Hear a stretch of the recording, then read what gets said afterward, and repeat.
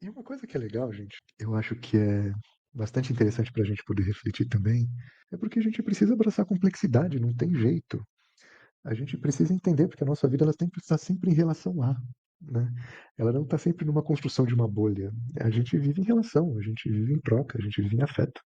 E dentro deste contexto, onde entra esse propósito de marca? Onde entra o propósito? Onde entra esse direcionamento que vai possibilitar com que eu perceba valor em você? Sendo que eu vivo em relação a outros universos, a outros contextos e a outros propósitos. Então é muito importante a gente abraçar essa complexidade, porque de fato a gente está criando algo que só vai ser relevante se alguém perceber valor nisso.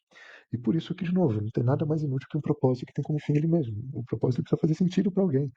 E esse alguém está dentro de um contexto muito específico, está dentro de um. Ele tem um repertório específico. Então não é porque a palavra está bonita, o texto está com copy em dia, que ele vai ser relevante. Então, por isso, mais uma vez, façamos sempre o arroz com feijão, que ele dá muito samba. E pra ainda mais, dá mais uma camada de reflexão, gente, porque a gente sempre tem uma questão de sempre querer desenvolver autenticidade, desenvolver coisas originais, singulares e coisas do tipo. E para demonstrar que, de fato, isso tudo que a gente está falando não tem absolutamente nada de abstrato, isso faz muito sentido para a gente que está no campo da estratégia e precisa traduzir valor para entregar valor e conectar valor para criar relevância, criar experiência, criar reputação, coisas do tipo. A gente, de fato, tem repertório para criar algo que seja autêntico? Isso é uma pergunta muito importante. E uma outra pergunta que também é muito importante, a gente sabe definir o que é autêntico?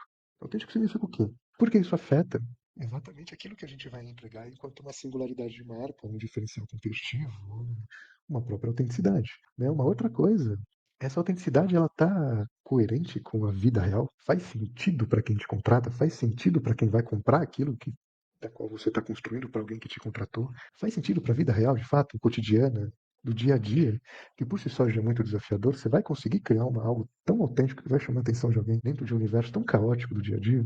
E uma outra coisa que também é importante a gente ver é essa autenticidade lá de você, onde a gente completa. Porque a gente tem uma coisa, e é super compreensível. A gente quer ter um portfólio com cases maravilhosos, com cases incríveis. A gente sempre quer criar ali, muitas vezes, uma love branding para falar que a gente criou, né? Vamos criar uma love branding para chamar de nossa. Mas ao mesmo tempo, faz sentido. Às vezes a gente está querendo criar um espaçonave para quem só quer um abraço. Então é muito importante que a gente também, antes de a gente se perder nesse papel, desse brand strategy, dessa coisa chique, que muitas vezes a gente acha que a gente está no topo da cadeia, né? Porque cada vez mais a gente está precisando, o mercado demanda de fato estratégia de marca, mas no final das contas a gente é guardião do sonho de alguém, né? E esse é o nosso grande papel. Por isso, quanto mais complexidade a gente conseguir abraçar, mais contornos, mais significados a gente vai dar para esse sonho e permitir com que ele se sustente, e permitir com que ele crie possibilidade para quem contratar a gente e relevância para quem vai comprar aquele sonho.